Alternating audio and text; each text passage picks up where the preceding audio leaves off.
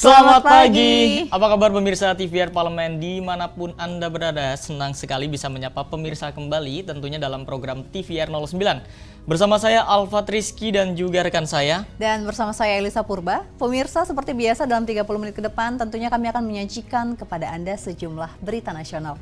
Khususnya dari sudut pandang DPR RI sebagai referensi Anda untuk memahami dinamika politik, hukum, ekonomi, sosial, dan budaya di Indonesia. Pemirsa TVR Parlemen, inilah TVR 09 selengkapnya.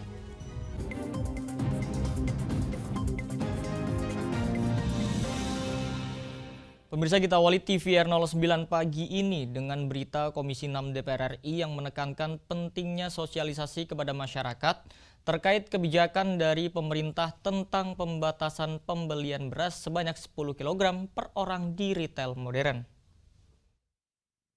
Pemerintah telah mengeluarkan kebijakan pembatasan pembelian beras sebanyak 10 kg per orang di retail modern. Komisi 6 DPR RI meminta pemerintah melakukan sosialisasi yang komprehensif kepada masyarakat agar tidak terjadi kepanikan.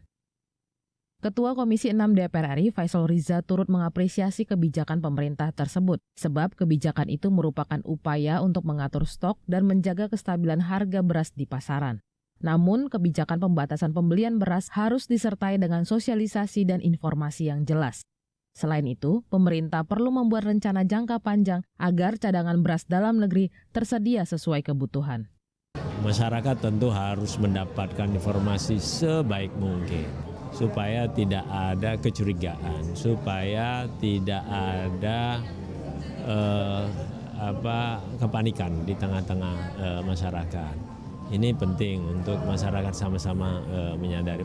Nah, di lain itu saya berharap pemerintah bisa melakukan terobosan-terobosan baru, menyediakan atau mencukupkan kebutuhan pasokan beras kita di pasaran maupun di cadangan, supaya kita tidak terlalu terpengaruh kondisi global dalam rangka menjaga inflasi juga. Sebelumnya, Kepala Badan Pangan Nasional sekaligus PLT Menteri Pertanian Arief Prasetyo mengungkapkan pembatasan pembelian beras merupakan strategi untuk menghadapi kekeringan ekstrim. Dari Bali, Dodi Muharam, TVR Parlemen melaporkan. Kita beralih ke informasi selanjutnya dari Komisi 11 DPR RI yang meminta pemerintah berupaya meningkatkan kualitas dan produksi UMKM dalam negeri melalui pemanfaatan potensi pasar. Kementerian Perdagangan telah resmi melarang media sosial merangkap sebagai platform perdagangan melalui Permendak Nomor 31 Tahun 2023. Namun, Komisi 11 DPR RI meminta pemerintah jangan hanya mengeluarkan regulasi, tetapi juga berupaya meningkatkan kapasitas produksi dan kualitas produk UMKM dalam negeri. Anggota Komisi 11 DPR Kamrus Samad menyebut, pemerintah harus mengelola dengan baik potensi pasar Indonesia yang sangat besar. Langkah pemerintah melindungi UMKM dari serbuan produk impor dinilai sudah tepat. Namun, pemerintah perlu memberikan pendampingan agar UMKM lokal dapat lebih kompetitif dan berdaya saing.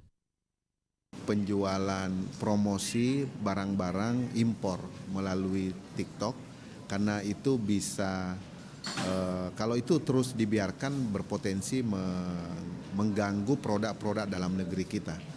Dan kita berharap produk UMKM kita quality produksinya bisa lebih baik, packagingnya lebih baik, cost produksinya lebih efisien sehingga kompetitif di market.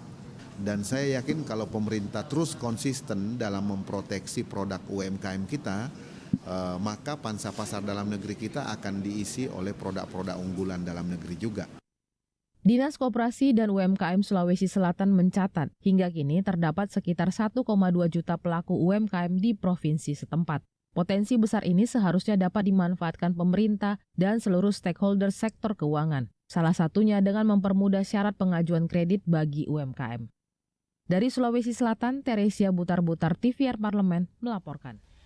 Baik pemirsa, setelah ini kita akan menyaksikan berita dari Komisi 6 DPR RI yang mendorong dilakukannya promosi secara masif terhadap kawasan ekonomi khusus kesehatan Sanur. Dan informasi selengkapnya akan kami hadirkan usai jeda berikut ini. Tetaplah di TVR 09.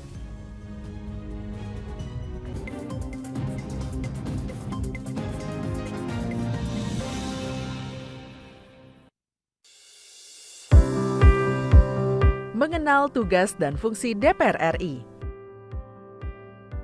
Dewan Perwakilan Rakyat atau DPR adalah lembaga negara yang mewakili aspirasi rakyat. Kehadiran DPR RI merupakan salah satu bukti bahwa Indonesia merupakan negara demokrasi. Sebagai salah satu lembaga perwakilan rakyat, apa saja tugas dan fungsi yang diemban DPR RI?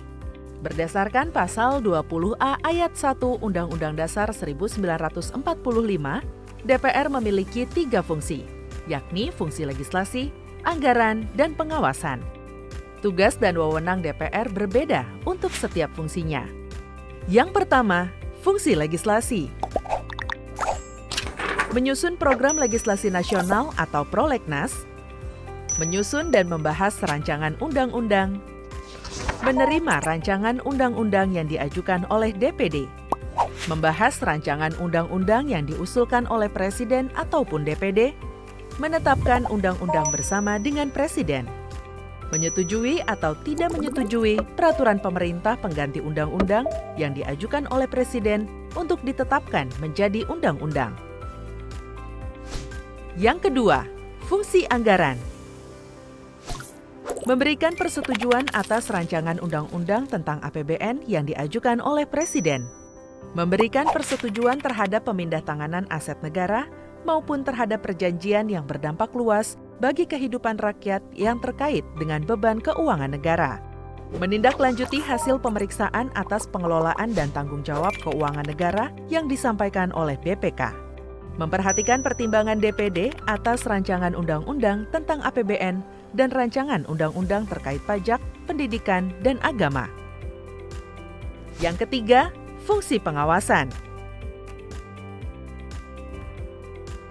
Fungsi pengawasan, DPR bertugas melakukan pengawasan terhadap pelaksanaan Undang-Undang APBN dan kebijakan pemerintah, serta membahas dan menindaklanjuti hasil pengawasan yang disampaikan oleh DPD. Demikian penjelasan tentang tugas dan fungsi DPR menurut Undang-Undang. Informasi ini dipersembahkan oleh TV dan Radio Parlemen, Biro Pemberitaan Parlemen, dan Sekretariat Jenderal DPR RI.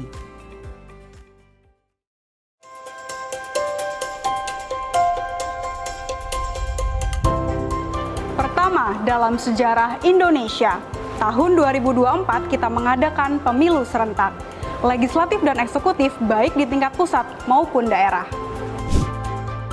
Catat waktunya, Rabu 14 Februari 2024. Untuk pemilihan legislatif, Anda akan memilih anggota DPD, anggota DPR, anggota DPRD Provinsi, dan anggota DPRD Kabupaten atau Kota. Selain pemilu legislatif, Anda juga akan memilih presiden dan wakil presiden loh pemirsa. Di bulan November, tepatnya Rabu 27 November 2024, juga akan diadakan pemilihan kepala daerah atau pilkada serentak. Dalam pilkada nanti, Anda akan memilih gubernur dan wakil gubernur, bupati dan wakil bupati, serta wali kota dan wakil wali kota. Nah, pemirsa sudah tahu kan waktunya? Kini saatnya Anda untuk mempersiapkan diri. Kenali calon-calon wakil rakyat dan pemimpin Anda dengan baik.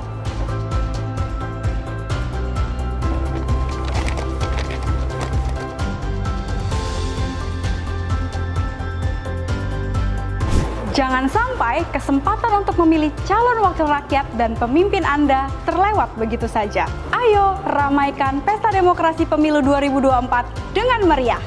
Demi masa depan bangsa Indonesia.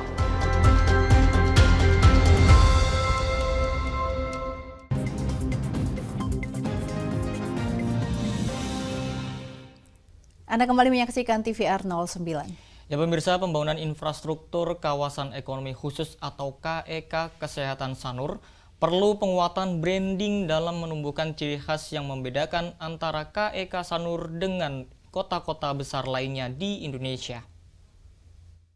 Pembangunan infrastruktur kawasan ekonomi khusus atau KEK Kesehatan Sanur hingga saat ini telah mencapai hampir 70%. Komisi 6 DPR RI meminta pembangunan infrastruktur harus diiringi dengan promosi secara masif. Anggota Komisi 6 DPR RI Evita Nursanti menyayangkan masih minimnya aktivitas public relation dan promosi di berbagai platform media. Evita menilai, saat ini pihak pembangun dan pengelola hanya mengedepankan pada sisi infrastruktur, sehingga kurang melakukan aktivitas promosi terpadu. Untuk itu ia meminta Injourney selaku holding BUMN pariwisata serta stakeholder lainnya segera merumuskan strategi promosi guna menarik wisatawan lokal maupun internasional untuk berkunjung ke KEK Sanur. Promosi itu harus dilakukan sekarang. Kalau nanti sudah dibuka terlambat 6 bulan orang kosong. Karena orang planning event itu memerlukan waktu minimum itu 6 bulan. Jadi ketika ingin melakukan promosi itu itu harus dilakukan. Harus sekarang promosi itu dilakukan. Selain promosi, anggota Komisi 6 DPR RI lainnya, Eko Hendro Purnomo, mengungkapkan pentingnya penguatan branding dalam menumbuhkan ciri khas yang membedakan antara KEK Sanur dengan kota-kota besar di Indonesia maupun kawasan di negara lain. Hanya mau jual tempat aja karena di Bali, tetapi tidak ada jualannya. Takutnya nanti hanya sama kayak di kota-kota besar di Jakarta, Surabaya, Bandung, begitu-gitu aja gitu. Padahal kan market targetnya adalah, sasaran marketnya adalah luar negeri gitu loh. Nah itu yang harus dikomunikasikan, yang harus difokuskan dan harus diprioritaskan. Alfat Rizky, TVR Parlemen melaporkan. Pemirsa, Komisi 10 DPR RI berharap pemerintah dan Polri terus berupaya menyelesaikan kasus tragedi Kanjuruhan secara detail dan transparan agar peristiwa yang sama tidak terjadi kembali di tanah air. Setahun berlalu pasca tragedi yang terjadi di Stadion Kanjuruhan, Kota Malang, Jawa Timur, Komisi 10 DPR RI berharap insiden yang menewaskan 135 orang supporter Arema Malang tersebut dapat segera dibuka seterang-terangnya. Tragedi Kanjuruhan merupakan salah satu tragedi kelam yang pernah terjadi di kancah persepakbolaan nasional. Tragedi tersebut bahkan diperingati secara internasional oleh masyarakat sepak bola dunia. Ditemui usai melakukan rapat di kantor Wali Kota Malang, anggota Komisi 10 DPR RI, Muhammad Hasanuddin Wahid, meminta pemerintah dan Polri terus memproses kasus ini dengan serius, secara detail dan transparan, demi mengembalikan marwah persepakbolaan Indonesia. Tentang Kanjuruhan ini, siapapun yang bersalah itu harus dihukum seadil-adilnya. Itu penting karena itu untuk mengembalikan kepercayaan masyarakat pecinta bola di Indonesia kepada dunia sepak bola itu sendiri. Anggota Komisi 10 DPR RI Sodik Mujahid turut menyoroti berbagai masalah yang belum terselesaikan dalam tragedi Kanjuruhan. Sodik meminta pemerintah segera merealisasikan pemberian bantuan sosial yang seharusnya diberikan kepada korban dan keluarga korban. Masalahnya adalah bantuan yang dijanjikan untuk rehabilitasi para korban. Tapi ada juga kawan kita yang dapil di sini itu antara lain memberikan solusinya dengan memberikan PIP, KIP, dan nanti kita akan dorong juga ya dari Kementerian Sosial, bantuan PKH dan lain-lainnya. Saya sampaikan tadi ke Pak Sekda untuk diprioritaskan kepada mereka korban-korban itu. Aang Nugroho, TVR Parlemen melaporkan. Informasi selanjutnya dari bagian perundang-undangan Setjen DPR RI yang menggelar fokus group discussion bertujuan untuk mengumpulkan masukan dari pemangku kepentingan daerah dan juga akademisi serta meningkatkan kualitas pembentukan peraturan perundang-undangan. Dalam upaya meningkatkan kualitas pembentukan peraturan perundang-undangan, bagian perancangan Undang-Undang Setjen DPR RI menggelar fokus group discussion yang bertujuan untuk mengumpulkan masukan dari pemangku kepentingan daerah dan para akademisi. Kepala Pusat Perancangan Undang-Undang Bidang Politik, Hukum dan HAM, Lydia Suryani Widiawati menjelaskan, tujuan utama FGD ini adalah untuk mendapatkan masukan terkait politik hukum mengenai pembentukan peraturan perundang-undangan. Hal ini dilakukan untuk memastikan bahwa peraturan yang dihasilkan menjadi lebih baik dan relevan dengan tuntutan masyarakat. Jadi FGD ini memang tujuan kita adalah menjaring sebanyak mungkin masukan terkait dengan politik hukum dalam undang-undang mengenai pembentukan peraturan perundang-undangan. Jadi kita ingin mendapatkan masukan di daerah, terutama dari pemerintah daerah, kemudian DPRD dan perguruan tinggi. Kenapa dengan 3 stakeholder itu? Karena dari 3 stakeholder itu juga memegang peranan penting dalam pembentukan peraturan perundang-undangan di Undang-Undang Nomor 12 tahun 2011 bagaimana beberapa kali diubah, terakhir dengan Undang-Undang 13 tahun 2022. Lydia menambahkan pemerintah daerah dan DPRD memegang peran sentral dalam mengeluarkan peraturan daerah atau perda. Oleh karena itu, kolaborasi menjadi sangat penting untuk menciptakan peraturan yang sesuai dengan kebutuhan lokal. Selain itu, menurut Lydia, perguruan tinggi juga memiliki peran penting sebagai pemangku kepentingan dalam memberikan masukan untuk meningkatkan kualitas peraturan perundang-undangan. Bari Ramadan, TVR Parlemen melaporkan. Pemirsa, DPR RI menyoroti tren kenaikan harga beras yang sedang terjadi saat ini. Dan pemerintah diminta bergegas mengantisipasi kenaikan ini dengan melibatkan seluruh lembaga yang berkaitan dengan stabilisasi pangan. Dan informasinya tentu akan kami hadirkan usai jeda. Tetaplah bersama kami di TVR 09.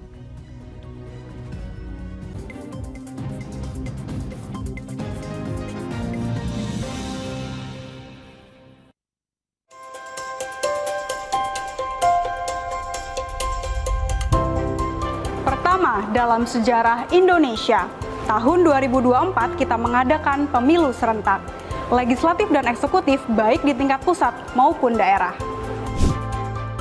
Catat waktunya, Rabu 14 Februari 2024. Untuk pemilihan legislatif, Anda akan memilih anggota DPD, anggota DPR, anggota DPRD Provinsi, dan anggota DPRD Kabupaten atau Kota. Selain pemilu legislatif, Anda juga akan memilih presiden dan wakil presiden loh pemirsa. Di bulan November, tepatnya Rabu 27 November 2024, juga akan diadakan pemilihan kepala daerah atau pilkada serentak.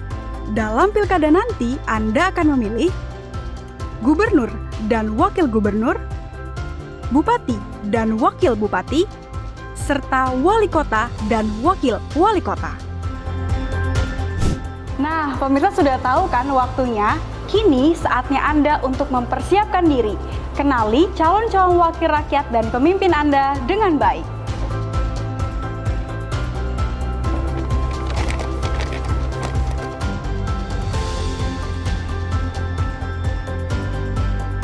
Jangan sampai kesempatan untuk memilih calon wakil rakyat dan pemimpin Anda terlewat begitu saja. Ayo ramaikan pesta demokrasi pemilu 2024 dengan meriah. Demi masa depan bangsa Indonesia.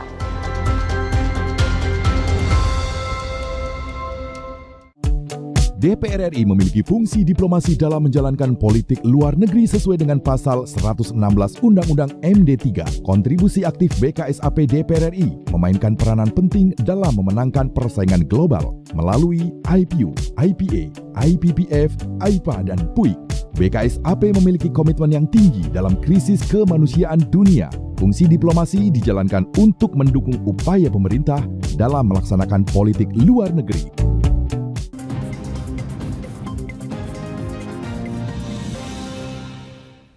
Terima kasih pemirsa, Anda masih bersama kami di TVR 09. Ya, kenaikan harga beras yang terjadi sejak awal Agustus lalu pemirsa, ini diakibatkan oleh fenomena El Nino yang merupakan juga ada dukungan faktor logistik dan spekulan beras. Nah pemirsa, oleh karena itu DPR RI berharap pemerintah ini membuat strategi khusus agar harga beras tidak terus melonjak. Sehingga semakin mempersulit ya Elisa perekonomian masyarakat di tengah sekarang sudah mulai bangkit akibat pandemi COVID-19. Yap, dan informasi selengkapnya telah kami kemas dan untuk itu Anda dapat simak dalam segmen editorial Parlemen berikut ini.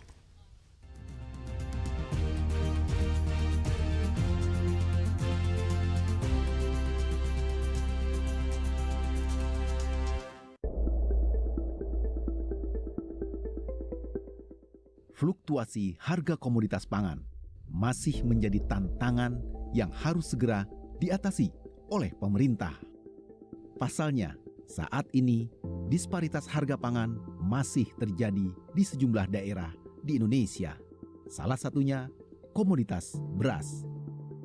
Upaya pemerintah menurunkan harga beras yang melonjak sejak bulan lalu belum membuahkan hasil. Operasi pasar, impor beras besar-besaran, dan bantuan pangan ke rakyat kecil belum ampuh meredam kenaikan harga bahan pokok ini. Hingga hari ini, harga beras di pasaran masih tinggi.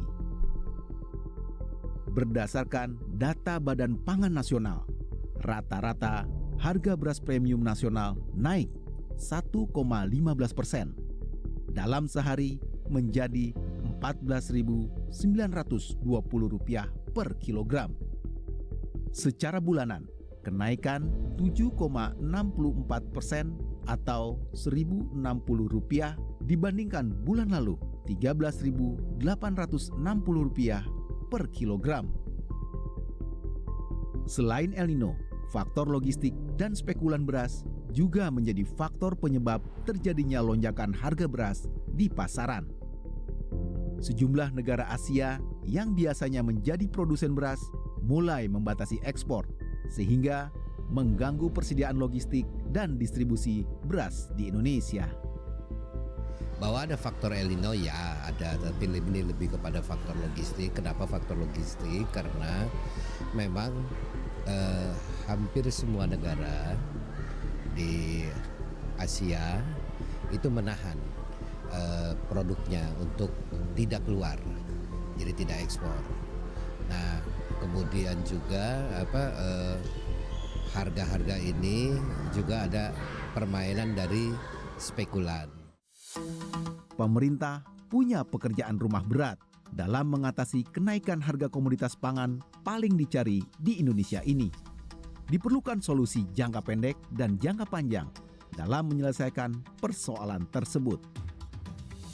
Untuk menekan tingginya harga beras, diperlukan monopoli dan keseriusan dari para pembuat kebijakan. Monopoli pangan harus dilakukan sebagai bentuk intervensi dan upaya pemerintah membuat harga beras kembali normal. Sinergi dan koordinasi lintas sektor juga menjadi kunci dalam mengoptimalkan tata kelola pangan nasional. Pemerintah harus memonopoli urusan pangan, nggak ada kata lain. Ketika tidak ada pemerintah tidak menguasai stok, maka hukum dagang berlaku. Siapa yang punya barang itu yang mengendalikan harga. Hari ini pemerintah nggak punya stok. Karena apa? Kewenangannya tidak diberikan sepenuhnya kepada Bulog, kepada Badan Pangan untuk menyerap itu semuanya. Oleh karena itu, selama tidak ada monopoli terkait dengan kebutuhan pangan atau bahan pangan dari kita dan diserahkan ke swasta, selamanya harga akan seperti ini. Kalau jangka pendek, ya nggak ada cara lain, Mas. Operasi pasar. Ujungnya dari operasi pasar apa? Bilang stok pemerintah nggak ada, akhirnya ujungnya impor lagi. Kementerian Perdagangan justru harus berkoordinasi dengan Kementerian Teknis, khususnya apalagi di bidang pangan.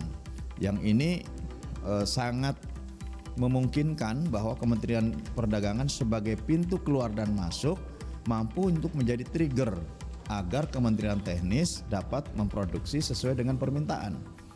Jangan pula karena tidak ada koordinasi yang baik antar Kementerian Teknis di bidang pangan dengan Kementerian Perdagangan, pada akhirnya impor menjadi instrumen utama, bukan produksi yang menjadi instrumennya. Akhirnya apa? Impornya semakin besar, produk dalam negerinya semakin kecil. Sementara pada sisi lain pertumbuhan konsumsinya terus meningkat. Sebagai negara dengan konsumsi beras global terbesar keempat di dunia, rata-rata konsumsi masyarakat Indonesia mencapai 35,3 juta metrik ton setiap tahunnya. Melonjaknya harga beras tentu tidak boleh terus dibiarkan. Kondisi ini tidak hanya mencekik keuangan masyarakat kecil, tetapi secara perlahan akan mengganggu stabilitas perekonomian nasional. Jurus jitu pemerintah untuk memukul mundur harga beras ke posisi semula sangat dinanti semua pihak. Tentunya, sistem kebut semalam bukan solusi mengurai semua persoalan ini. Perlu kebijakan yang komprehensif dalam menjaga tata kelola pangan dan rantai distribusi, agar harga komoditas pangan di Indonesia tetap stabil, tak tergoyahkan dalam kondisi apapun.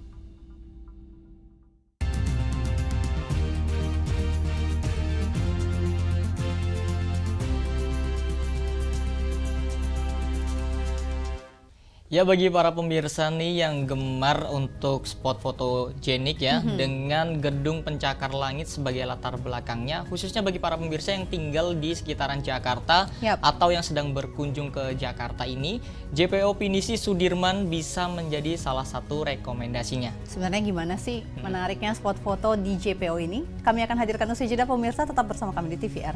09.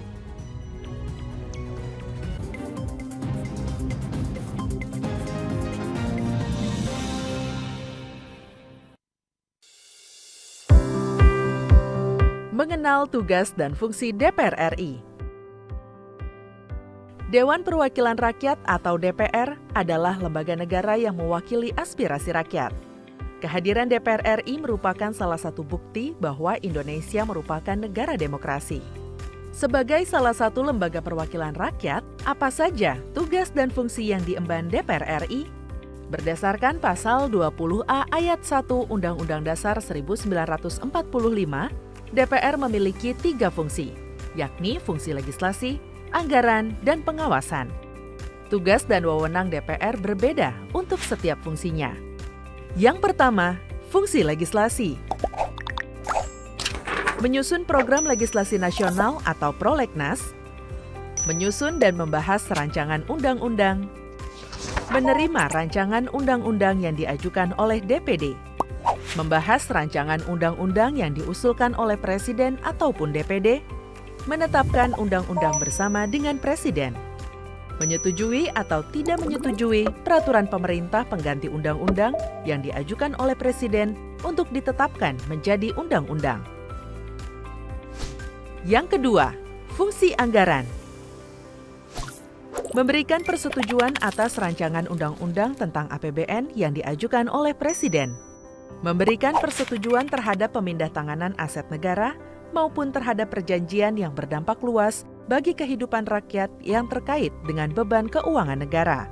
Menindaklanjuti hasil pemeriksaan atas pengelolaan dan tanggung jawab keuangan negara yang disampaikan oleh BPK. Memperhatikan pertimbangan DPD atas rancangan undang-undang tentang APBN dan rancangan undang-undang terkait pajak, pendidikan, dan agama. Yang ketiga, fungsi pengawasan. Fungsi pengawasan, DPR bertugas melakukan pengawasan terhadap pelaksanaan Undang-Undang APBN dan kebijakan pemerintah, serta membahas dan menindaklanjuti hasil pengawasan yang disampaikan oleh DPD. Demikian penjelasan tentang tugas dan fungsi DPR menurut Undang-Undang.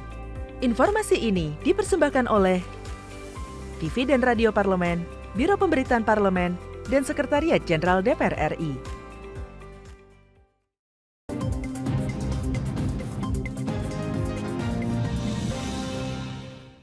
Terima kasih Anda masih menyaksikan TVR 09. Ya Lisa dan juga pemirsa, seperti yang sudah kami sampaikan tadi ya, kenapa sih namanya JPO Pinisi? Karena memang jembatan ini menyerupai sebuah perahu pinisi ya. Dan ini sudah diresmikan pada tahun 2022 lalu.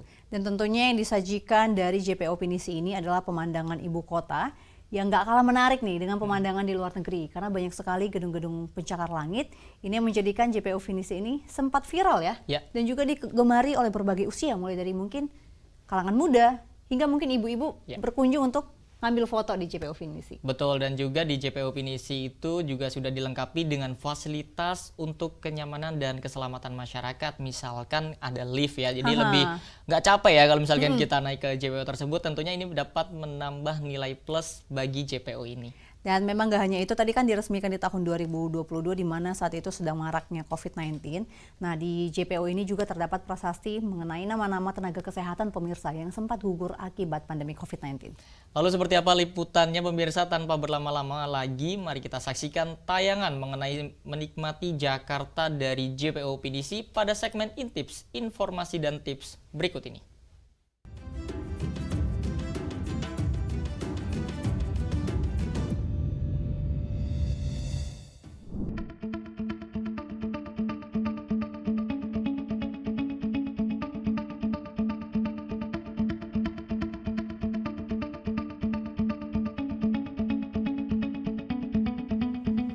Beginilah pemandangan kota Jakarta yang terlihat dari atas jembatan penyeberangan orang atau JPO Pinisi. Indah bukan? Lalu lalang kendaraan dan penampakan gedung pencakar langit yang megah menunjukkan sisi metropolitan Jakarta. Terletak di Jalan Sudirman, Jakarta Pusat, JPO Pinisi diresmikan Gubernur DKI Jakarta Anies Baswedan pada tanggal 10 Maret 2022 lalu.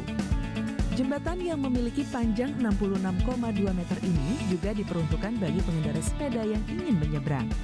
JPO ini juga terintegrasi dengan transportasi umum berupa halte Transjakarta.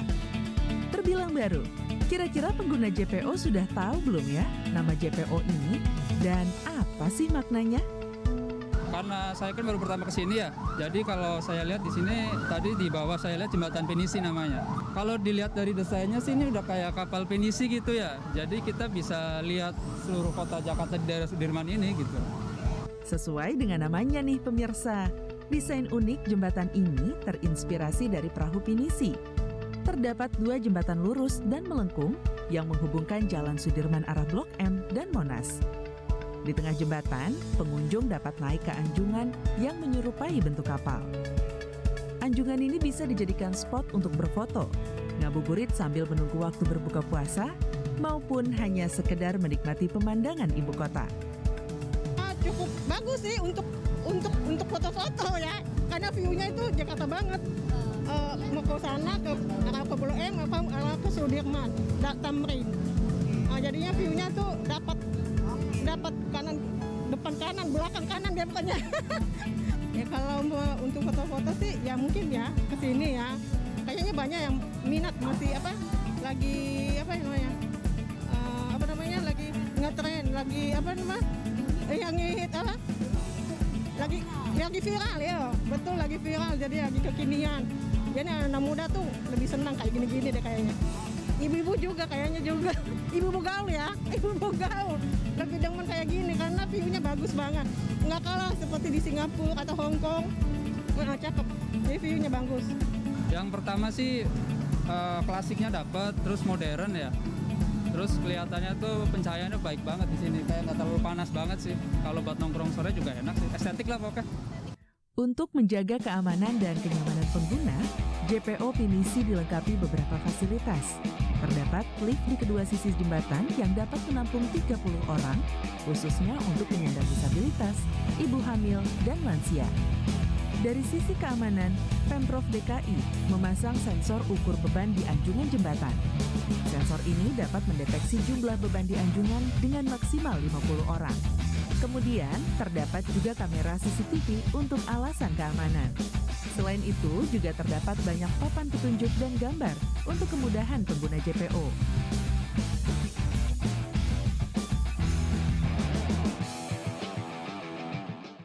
Selama pandemi COVID-19, banyak pahlawan tenaga kesehatan yang gugur saat bertugas. Untuk menghormati jasa mereka, di satu sisi JPO Pinisi terdapat prasasti nama-nama tenaga kesehatan yang gugur akibat pandemi. Di malam hari, pemandangan berbeda ditampilkan di sini. Lampu-lampu dekoratif ikut menyemarakan suasana malam di JPO Pinisi. Bagaimana pemirsa? Tertarik untuk datang dan melihat langsung jembatan Pinisi?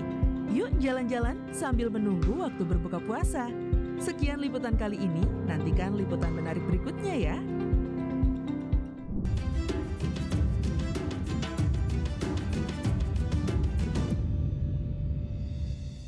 Nah itu tadi, gimana Alfat? Sudah pernah belum ke JPO Pinisi atau mungkin tertarik ke JPO Pinisi buat ngambil foto? Belum pernah sih Elisa, karena seperti yang tadi ibu-ibu itu bilang, ibu-ibu gaul wajib ke sana katanya. Jadi bapak-bapak gaul gimana? Bapak-bapak gaul juga bisa mencoba juga ke sana nih Elisa. Dan tentunya ini jadi salah satu spot yang menarik juga, karena kayak di luar negeri ya, apalagi kalau malam lampunya juga bagus juga tadi ya ternyata. Betul, atraksi-atraksi lampunya, apalagi suasana kotanya juga sudah bagus, ditambah jembatannya tadi atraksi lampunya sangat keren sih. Iya mungkin malam kali ya, karena sekarang Jakarta panas banget ya Alfat ya. Dan tentu pemirsa, itu merupakan penghujung informasi yang kami berikan untuk Anda. Dan di ujung acara ini, kami informasikan kepada Anda bahwa saat ini DPR RI sedang memasuki masa reses, di mana seluruh anggota Dewan kembali ke daerah pemilihannya masing-masing, melaksanakan fungsi representasi DPR, menyerap dan menghimpun aspirasi masyarakat, serta menindaklanjuti dan memberikan pertanggungjawaban kepada konstituen di daerah pemilihannya. Namun pemirsa, walaupun sedang masa reses, sejumlah agenda serta program DPR RI lainnya tentu masih dapat Anda saksikan secara langsung di TVR Parlemen melalui kanal utama, kanal komisi, dan juga kanal alat kelengkapan Dewan lainnya dapat Anda akses di tvr.dpr.go.id. Dan pemirsa TVR Parlemen, demikianlah TVR 09 edisi pagi ini. Dan kami segenap kru yang bertugas mengucapkan terima kasih telah menyaksikan. Saya Elisa Purba, juga ada rekan saya Selvat Rizky. Sampai berjumpa kembali di TVR 09 esok hari. TVR Parlemen, Referensi Indonesia.